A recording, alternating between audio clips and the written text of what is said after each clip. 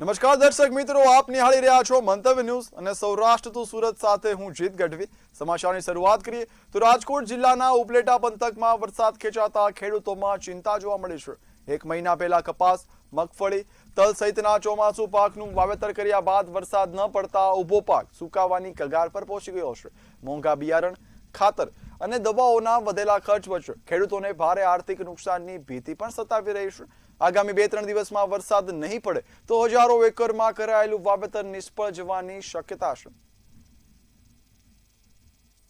ઉપલેટા તાલુકાની અંદર વરસાદ જે ખેંચાતા કારણ કે આજે જૂન મહિનો પૂરેપૂરો કોરો વયો ગયો છે અને ઉપલેટા તાલુકાની અંદર અને સૌરાષ્ટ્રની અંદર જે વાવેતર કરવામાં આવે છે મગફળી, કપાસ, સોયાબીન આવા વાવેતરોનો પુષ્કળ પ્રમાણમાં વાવેતર થઈ ગયા છે અને વરસાદ ખેંચાતા બધાને ખબર છે કે આ વખતે અલીનો અસર હોય અને વૈજ્ઞાનિકો પણ કહી રહ્યા છે, પરંતુ ખેડૂતો દીકરો ધિરાણ ઉપાડીને વ્યાજે પૈસા લઈને ઊંચા ભાવના બિયારણો, ખાતર, દવાઓ લઈને પણ વાવેતર કરી લીધું છે। મગફળી વાવી દીધી છે અને અત્યારે વરસાદ નથી થી ખેડૂત બધા મૂંઝવણમાં છે। આ ખેડૂત છે જગતનો તાજ છે। ખેડૂતના બિસાડાનો કોઈ નથી અત્યારે। ખર્ચ મારે વીઘે 6000 રૂપિયાનું આવ્યું છે। બિયાણ થી માંડી અને હાથી વાવવાના, પછી હાથી આયકા 2 એ ખર્ચ એનું છે। હા, માંડવી તો વાવી દીધી છે અત્યારે, હવે પાણીની હવે બહુ તકલીફ પડે એમ છે અત્યારે। હા દાદા, કેટલા મોંઘા બિયારણ છે ને તમે વાવી? હા, 1 વીઘે ત્યાં બિયારણનો ખર્ચો ઓછામાં ઓછો 5000 રૂપિયા તો ખાલી બિયારણના જ હોય છે।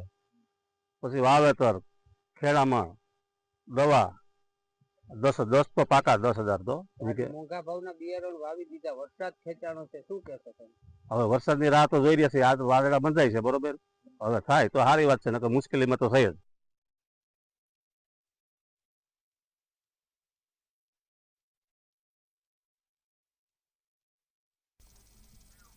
જામનગર જિલ્લામાં ચોમાસાની શરૂઆતમાં જ ખેડૂતો પર સંકટના વાદળો ઘેરાયા છે।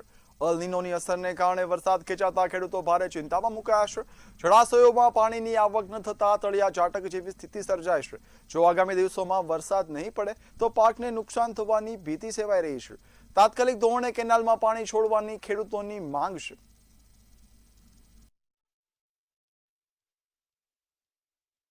અને અત્યારે મારી માંડવીને ખાસ જરૂર છે પાણીની, બરોબર। અમારે મેઇન સ્ત્રોત પાણીનો વરસાદ છે અને કાં પછી કેનાલ છે। તો ભાઈ સૌની યોજનાનો અમને જલ્દીથી જલ્દી લાભ મળે અને કેવા સરકાર જલ્દીથી જલ્દી કેનાલ છોડે એવી મારે સરકારશ્રીને હું નમ્ર વિનંતી કરું। રહેવાસી છું। હાલ વરસાદ પાછો ખેંચાતા અમારા પાકની અંદર પાણીની ખાસ જરૂર છે અને અમારા પાણીનો મુખ્ય સ્ત્રોત ઊંડ એક કેનાલ છે। તો આ કેનાલની અંદર પાણી છોડે એવી અમારી સરકારશ્રીને વિનંતી છે। બોટાદમાં ગેરકાયદેસર દબાણો સામે કડક કાર્યવાહી કરવામાં આવી છે। શાક માર્કેટ વિસ્તારમાં દબાણ હટાવવાની કામગીરી હાથ ધરવામાં આવી હતી। ટ્રાફિક સમસ્યાને લઈને નગરપાલિકાએ કામગીરી હાથ ધરી હતી। પાથરણા, લારી ગલ્લા સહિતના બાંધકામને નોટિસ આપવામાં આવી હતી। તારીખ 20 જૂન સુધી દબાણો દૂર કરવા ચેતવણી આપવામાં આવી હતી। દબાણ દૂર ન કરાતા પાલિકા દ્વારા કાર્યવાહી કરવામાં આવી છે। આ દિવસે ને દિવસે ટ્રાફિકની સમસ્યા વધતી જાય છે। આપણે જે માર્કેટની ફૂટ પાયરી જે બનાવેલી છે એમાં પાથરણા પાથરીને માણસો દ્વારા દબાણ કરવામાં આવે છે, તેમજ બાઇક ને એ બધા રોડ બાજુ મૂકે છે, જેથી કરીને ટ્રાફિકની સમસ્યા બહુ વધતી જાય છે। તેથી આજ તારીખ 29ના રોજ આપણે મેગા ડ્રાઈવ હાથ ધરવામાં આવેલ છે। તેમજ આગળ આ લોકોને આપણે નોટિસ આપેલી 20/6ના રોજ બધું હટાવી લેવા માટેની નોટિસ પીરિયડ આપેલો હતો, છતાંય તેમના દ્વારા 29 તારીખ સુધી આ હટાવવામાં આવેલ નથી, જેથી કરીને આ ડ્રાઈવ હાથ ધરવામાં આવેલ છે।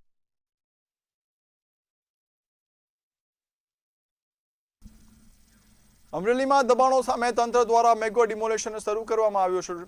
સેન્ટર પોઈન્ટથી રૂપમ ટોકીસ, લાઠી રોડ સુધી કાર્યવાહી કરવામાં આવી હતી। પાલિકા અંગે માર્ગ વિભાગે કામગીરી શરૂ કરી હતી, પરંતુ મોટાભાગના દબાણકારોએ સ્વૈચ્છિક રીતે દૂર કરાયા હતા। અન્ય દબાણો બંદોબસ્ત વચ્ચે દૂર કરવાની કામગીરી કરાઈ હતી। દબાણ ફરી ન થાય તે માટે દેખરેખ રાખવા સૂચના આપવામાં આવી હતી। પોલીસ સહિત 50થી વધુ કર્મચારીઓનો કાફલો તૈનાત રાખવામાં આવ્યો હતો।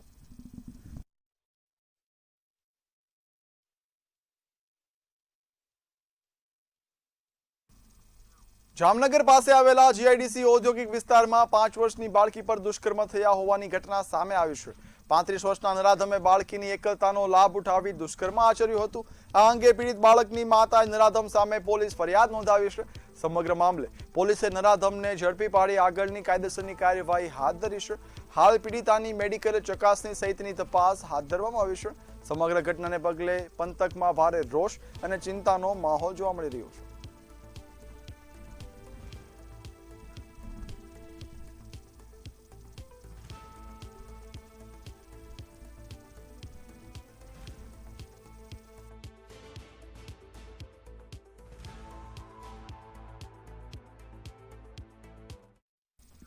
રાજકોટની પ્રેમવતી રેસ્ટોરન્ટમાં ગ્રાહકને વાસી સેન્ડવિચ પીરસાયાનો આક્ષેપ થયો છે.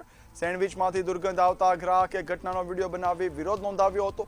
આ અંગે મેનેજરે દુર્ગંધને ટમેટાની સુગંધ ગણાવીને લૂલો બચાવ કરવાનો પ્રયાસ કર્યો હતો. ગ્રાહકે ખાદ્ય સુરક્ષા અંગે આરોગ્ય સાથેના ચેડાના સવાલો ઉઠાવ્યા છે. હવે સમગ્ર મામલાની જાણ આરોગ્ય વિભાગને પણ કરવામાં આવી છે.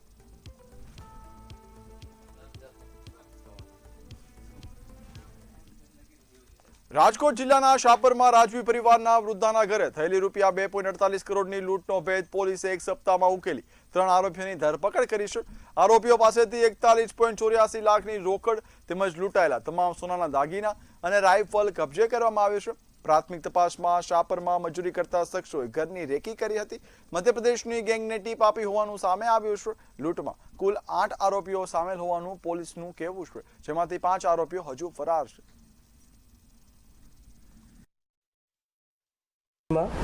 એક ખૂબ જ મોટો ધાડનો બનાવ બનેલો હતો. એ ધાડનો બનાવ એવી રીતનું હતો કે ત્યાંના જે જૂના રાજવી પરિવાર છે એમાં જે જીતેન્દ્રસિંહ જાડેજા જે ભોગ બનનાર છે એ પોતાના મકાનમાં એકલા સૂતા હતા અને રાતે જે છે એના કહેવા મુજબ 6 થી 8 લોકો ત્યાં આવ્યા અને આવીને જે છે એણે બાય ફોર્સ સાઈડમાં બેસાડી અને નાની મોટી ઈજા કરીને ત્યાંથી એમના પૈસા અને દાગીના અને સાથે જે છે એનો લાઇસન્સ વેપન જે રાઇફલ હતી એ લઈને જતા રહ્યા હતા. રાજકોટ જિલ્લાના જેતપુર સ્થિત રણુજા ધામના મહંત કરસનદાસ બાપુના આપઘાત મામલે સુસાઇડ નોટ મળી આવી છે. નોટમાં તેમણે છેલ્લા 47 વર્ષથી મંદિરમાં સેવા પૂજા કર્યાનો ઉલ્લેખ કર્યો છે. તેમજ કેન્સરની અસહ્ય પીડાથી કંટાળીને આપઘાતનું પગલું ભર્યાનો પણ ઉલ્લેખ છે. સાથે જ નવા મહંત તરીકે રામદાસ બાપુનું નામ સૂચવ્યું છે. મહંતે કૂવામાં જમ્પ લાવી જીવન ટૂંકાવ્યું હતું.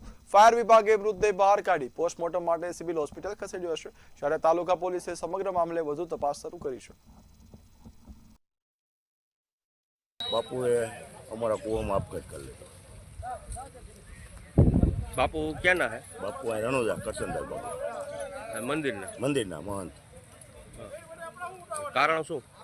કારણ તો બાપુને કોઈ જાણી શક્યું નથી. બીમારી એવું કહેતા બાપુ, સચ્ચાઈ બીમારી એવું. બીજું તો કોઈ કારણ કાંઈ કોઈ દર્શાવ્યું નથી. સુરતમાં ઇન્સ્યોરન્સ કંપનીમાં લાખોની ઉચાપાતનો મામલો સામે આવ્યો છે. સુરતની એક ઇન્સ્યોરન્સ કંપનીમાં પૂર્વ ભાગીદાર સામે ઉચાપાતનો ગુનો નોંધાયો છે. આરોપ છે કે એજન્ટ કોડમાં ફેરફાર કરી નીતિ આચરી હતી, જેના કારણે કંપનીને લાખો રૂપિયાનું આર્થિક નુકસાન થયું છે. હાલ પુણા પોલીસે સમગ્ર મામલે વધુ તપાસ હાથ ધરી છે.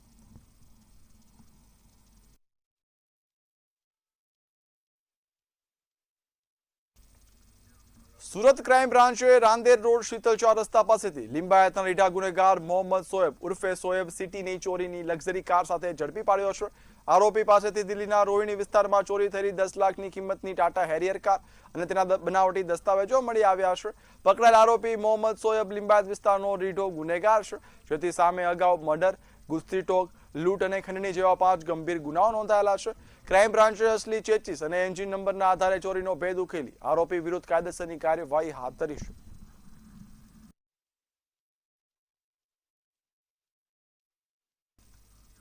ગીર સોમનાથ જિલ્લાના વેરાવળ પોલીસમાં મહારાષ્ટ્રના મુંબ્રા પોલીસ સ્ટેશનમાં નોંધાયેલા પોક્સો, અપહરણ, બળાત્કાર અને આઈટી એક્ટના ગંભીર ગુનામાં છેલ્લા 6 મહિનાથી ફરાર આરોપી નઈમ મુસ્તાક પંજાની ધરપકડ કરી છે. આરોપી વેરાવળનો દિવાનિયા કોલોનીમાં છુપાયો હોવાનું જાણવા મળતા પોલીસે કાર્યવાહી કરી તેને ઝડપી પાડ્યો છે. બાદમાં જરૂરી કાનૂની પ્રક્રિયા પૂર્ણ કરીને આરોપીને વધુ તપાસ અને કાર્યવાહી માટે મહારાષ્ટ્રની મુંબ્રા પોલીસને સોંપી દેવામાં આવ્યો છે.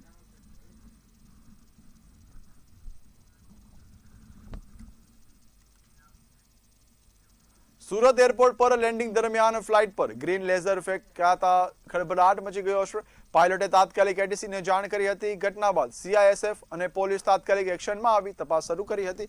લેઝર ફેંકનાર વ્યક્તિનું લોકેશન ટ્રેસ કરવા માટે કવાયત હાથ ધરવામાં આવી છે. સુરક્ષા એજન્સીઓ દ્વારા સમગ્ર મામલે ગંભીરતાથી તપાસ ચાલી રહી છે.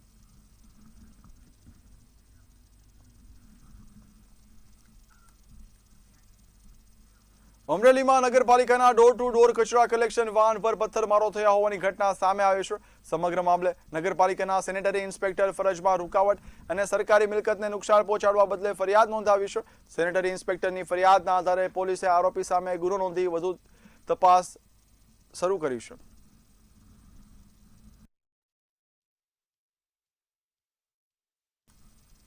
દ્વારકાના ભાણવડ તાલુકાના રોજીવાડા ગામે થોડા દિવસે ચોરીની ઘટના બની હતી. તસ્કરોએ રહેણાંક મકાનને નિશાન બનાવી સોના ચાંદીના દાગીના ચોરી કરી તેઓ ફરાર થયા હતા. બનાવની જાણ થતાં જ પોલીસનો કાફલો સ્થળ પર દોડી આવ્યો હતો અને આગળની તપાસ હાથ ધરી હતી.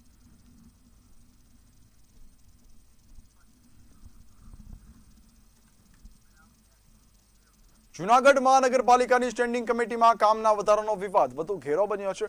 વિપક્ષના નેતા લલિત પરસાણાએ શાસક પક્ષ સ્ટેન્ડિંગ કમિટી અને અધિકારીઓ પર ગેરરીતિ થતા પક્ષપાતના આક્ષેપો કર્યા છે. બીજી તરફ સ્ટેન્ડિંગ કમિટીના સભ્ય અને કોર્પોરેટર પ્રવીણ વાઘેલાએ સ્પષ્ટતા કરતા કહ્યું છે કે એજન્સીએ નક્કી કરાયેલું કામ પૂર્ણ થાય ત્યારબાદ જ 25% લાભ મળવો જોઈએ. લલિત પરસાણાએ સમગ્ર મામલે સરકાર પાસે તપાસની માંગ કરી છે.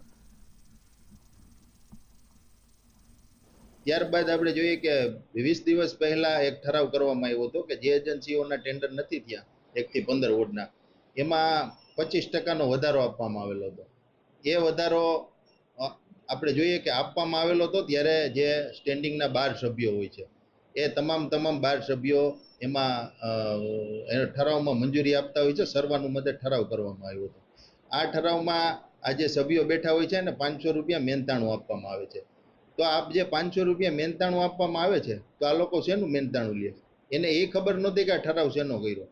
તો આ જે ઠરાવ છે એમાં એને વિચારવાનું હોય છે, એ બાબતે નક્કી કરવાનું હોય છે કે આ ઠરાવ શું છે, એમાં કેટલી રકમ વપરાણી છે, બાંધકામ શાખાએ ડેટા દેવાનો હોય છે કે 1 કરોડ રૂપિયાના વર્ક ઓર્ડર થઈ ગયા છે. ભાઈ જે કામગીરી પૂર્ણ 1,50,00,000 કે 1,40,00,000 ને આડે ગાળે કામગીરી થઈ હોય તો એવા સમય એને 25% રકમ વધારો અપાય. પરંતુ જ્યાં હજી 1 કરોડના પણ કામને વર્ક ઓર્ડર અપાયા ના હોય અને એમાં 25% વધારો વ્યાજબી નથી લાગતો. એટલે આવી મારા વોર્ડમાં કે બીજી અન્ય વોર્ડમાં જ્યાં 1 કરોડથી નીચેના કામો થયા હોય વર્ક ઓર્ડર આપ્યા હોય એવી જગ્યાએ એને રકમ વધારો ન આપવો જોઈએ એવું મારો પત્ર છે. સુરતમાં ચોમાસાને ધ્યાનમાં રાખીને જિલ્લા શિક્ષણ અધિકારીએ તમામ શાળાઓ માટે કડક ગાઈડલાઈન જાહેર કરી છે. જર્જરિત વર્ગખંડનું તાત્કાલિક સમારકામ કરવા તેમજ શાળા પરિસરમાં જોખમી વૃક્ષો અને વીજ વાયરો દૂર કરવાની સૂચના આપવામાં આવી છે. ભારે વરસાદ દરમિયાન શિક્ષકોને શાળામાં હાજર રહેવા અને વિદ્યાર્થીઓને સુરક્ષિત રીતે ઘરે પહોંચે ત્યાં સુધી દેખરેખ રાખવા આદેશ કરાયા છે. ગાઈડલાઈનનો ભંગ કરનાર શાળા સંચાલકો સામે નિયમ મુજબ કાર્યવાહી પણ કરવામાં આવશે.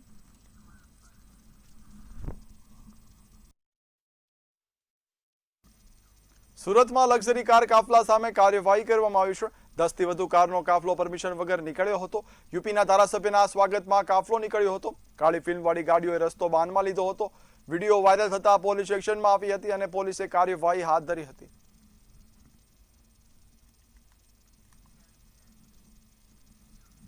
રાજ્યમાં વધુ એક નદીમાં માછલાના મોતના સમાચારો સામે આવ્યા છે. સુરતની કીમ નદીમાં કેમિકલયુક્ત પાણી છોડવાથી અસંખ્ય માછલીઓના મોત થતા ચકચાર મચ્યો છે.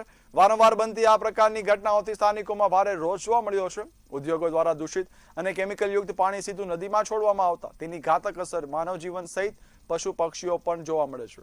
કીમ નદીમાં પ્રદૂષણનો પ્રશ્ન દિવસે ને દિવસે અત્યંત ગંભીર બનતા સ્થાનિકોએ તંત્ર સામે યોગ્ય પગલાં લેવાની માંગ કરી છે. અસંખ્ય માછલાઓનો મોત અમારી નદીમાંથી જોવા મળે છે. સાહેબ, આપણે હૃદયદ્રાવક ઘટના છે. આનો દુઃખ એવું અમે વ્યક્ત કરીએ તો કહીએ તો કોને કહીએ એવી પરિસ્થિતિમાં છે, કેમ કે સાંભળનારું કોઈ છે નથી. અંધેરી નગરી ને ગંડુ રાજા જેવું કામકાજ છે અહીંયા ગાડી. બાબા કઈ નદી? કીમ નદી છે જે 3 તાલુકાનો જીવાદોરી સંબંધ છે. માંગરોળ, ઓલપાડ અને હાસોડ તાલુકાનો જીવાદોરી સંબંધ છે સાહેબ. ને જ્યાં સુધી પ્રકૃતિનું જતન નહીં થશે ને સાહેબ ત્યાં સુધી પ્રકૃતિ તમને છોડવાની નથી. સુરતની મૈદરપુરા પોલીસે આંતરરાજ્ય ગાંજાના મોટા નેટવર્કનો પર્દાફાશ કર્યો છે. બાતમીના આધારે પોલીસે સુમુલ ડેરી રોડ પાસે દરોડા પાડ્યા હતા.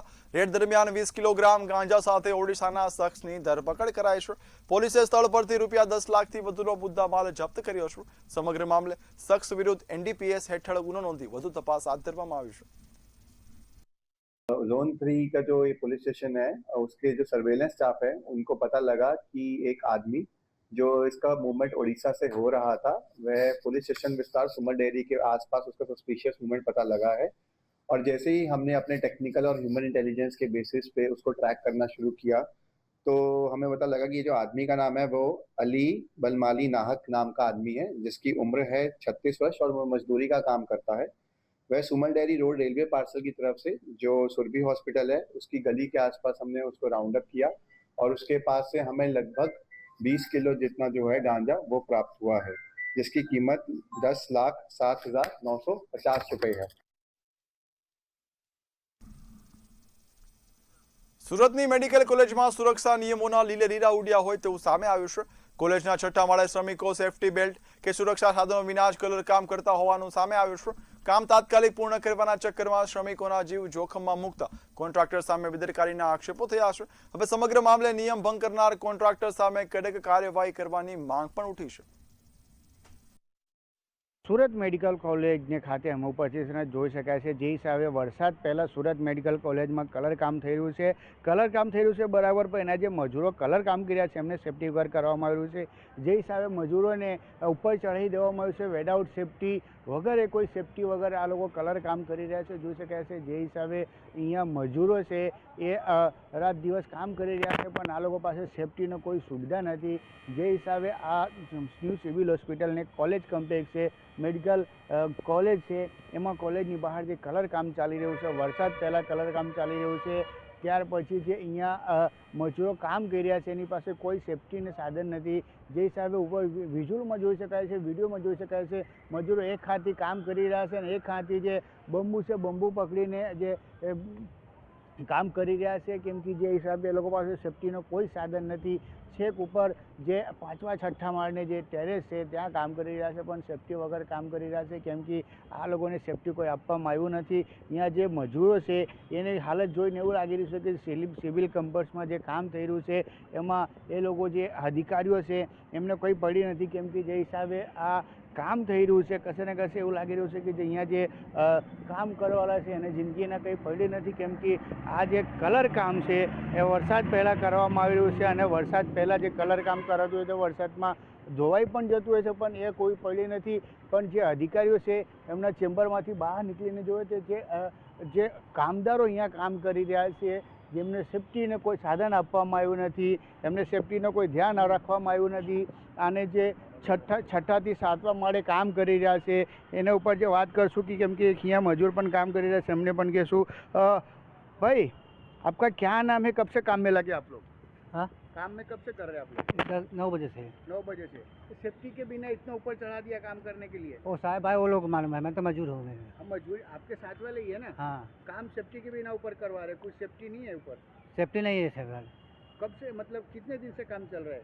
आज हो गया 5-6 दिन हो गया. ऐसे ही चल रहा है? ऐसे चल रहा है. कोई सेफ्टी अगर कुछ हो गया तो कुछ जवाबदारी कौन लेगा? वो मेरा ठेकेदार वह करवा रहा है, उसको मालूम. मेरे तो मजदूर हमें तो मालूम नहीं सर. वो भी आएगा उसको बात करवाने का. બિલકુલ મજદૂર છે આ લોકોને ખરેખર જે સેફટી જોઈએ એ સેફટીના ઠેકાણા નહીં, કેમ કે આ 5મા 6ઠ્ઠા માળથી ઉપર છે ટેરેસને ભાગ્ય છે ત્યાં જે કલર કામ કરવામાં આવ્યું છે વિધાઉટ સેફટી છે, કેમ કે જોઈ શકાય છે જે હિસાબે મજૂરો છે એક હાથે બંબુ પકડ્યા છે ને બીજા હાથે કામ કરી રહ્યા છે. આમાં થોડીક ચૂક થયું તો નીચે પડતા જ મોત નીપજે એવી પણ શંકા છે, કેમ કે જે હિસાબે આ જે આખું કામ કરવામાં આવી રહ્યું છે કશે ને કશે જે કોન્ટ્રાક્ટર હોય કે સિવિલ વિભાગને જે મેડિકલ કોલેજના અધિકારીઓ હોય એ આ ખાના કાન કાલા કરીને બેઠા છે, કેમ કે આ મજૂરોને સેફટીને લઈને કોઈ ધ્યાન કરવામાં આવ્યું નથી. કેમેરામેન શોએબ શેખ સાથે દીપક રાય, મંતવ્ય ન્યૂઝ, સુરત. તો મહત્વના સમાચારની વાત કરીએ. સમાચાર અમરેલીથી મળી આવ્યા છે, જ્યાં વરસાદ ખેંચાતા ગ્રામ્ય વિસ્તારોમાં ચિંતા છે તે વધી રહી છે. સૂર્ય પ્રતાપગઢ ગામે મહિલાઓનું અનોખું આયોજન પણ સામે આવ્યું છે. વરુણદેવને મનાવવા 12 કલાક અખંડ રામધૂન યોજવામાં આવી છે. સારા વરસાદ માટે મહિલાઓએ હવે શ્રદ્ધા તેમજ આસ્થાનો સહારો લીધો છે. શ્રદ્ધાભેર પ્રાર્થના કરી છે. ગામમાં વરસાદની આશા સાથે ધાર્મિક માહોલ પણ સર્જાયો છે. મેઘરાજાને રીઝવવા ગ્રામજનો ભગવાનના શરણે પહોંચ્યા છે.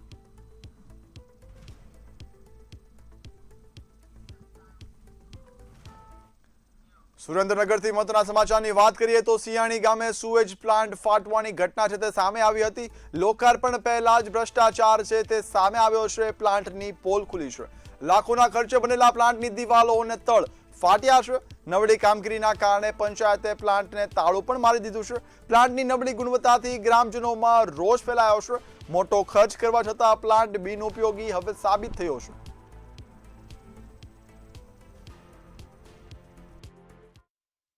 પ્લાન મિનિમમ 4 વર્ષ થયા પણ હજી એક વખત યુઝ કર્યો એવું લાગતું નથી. છે જ નહીં. અત્યારે કેવી હાલત છે? અત્યારે એકદમ ખંડેર હાલત છે. ક્યાંય વીજળીની કોઈ વ્યવસ્થા કરેલ નથી.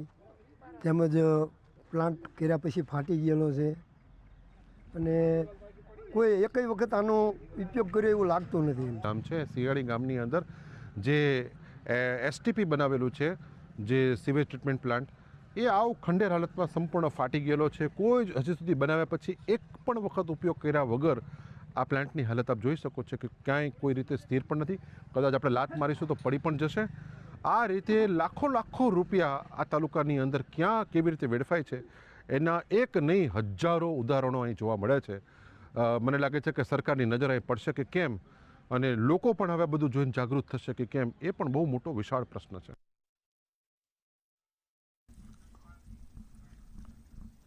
આગળ મહત્વના સમાચારની વાત કરીએ તો ઉનાના કાજરડી ગામે કુવામાંથી આધેડનો મૃતદેહ મળી આવ્યો છે. છેલ્લા 7 મહિનાથી 55 વર્ષીય જીણાભાઈ લાપતા હતા. 17 ફૂટ ઊંડા પડતર કુવામાં માત્ર હાડપિંજર મળી આવ્યું છે. લાંબી શોધખોળ બાદ હાડપિંજર મળી આવ્યું છે.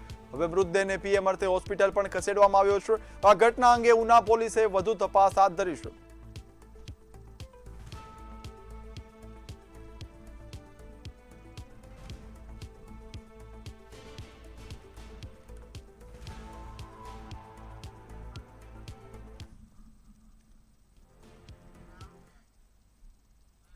આગળ મહત્વના સમાચારની વાત કરીએ. સમાચાર સુરતથી મળી આવ્યા છે, જ્યાં ઉદ્યોગ મંત્રી ડોક્ટર જયરામ ગામિતને હાર્ટ એટેક આવ્યાના અહેવાલ મળી આવ્યા છે. તીવ્ર દુખાવો ઉપડતા સુરતની મૈત્રી હોસ્પિટલ તેમને ખસેડવામાં આવ્યા હતા. હોસ્પિટલ ખાતે મંત્રીની તાત્કાલિક હાર્ટ સર્જરી કરવામાં આવી છે. સર્જરી સફળ રહ્યા બાદ હાલ આઈસીયુમાં તેઓને દાખલ કરવામાં આવ્યા છે. તબીબીઓની ખાસ ટીમ તેમની સઘન દેખરેખ રાખી રહી છે.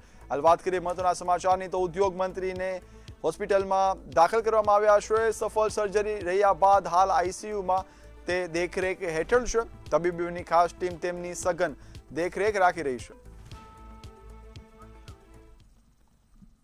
ગુજરાત રાજ્ય કચ્છા મંત્રી જયરામ ગામિતને હાર્ટ એટેક આવવાથી એમને હોસ્પિટલમાં દાખલ કરવામાં આવશે. હાલ જોઈ શકાય છે હાલ ઉપસ્થિત છીએ હવે મૈત્રીયા હોસ્પિટલ સુરતને મૈત્રીયા હોસ્પિટલમાં દાખલ કરવામાં આવ્યું છે. ખાસ કરીને વાત કરીએ જે જયરામ ગામિત છે એમને સર્જરી કરવામાં આવ્યું છે. હાર્ટ એટેકને જે એમનું શિકાયત હતું એ લઈને મૈત્રીયા હોસ્પિટલ સુરત પહોંચ્યા હતા.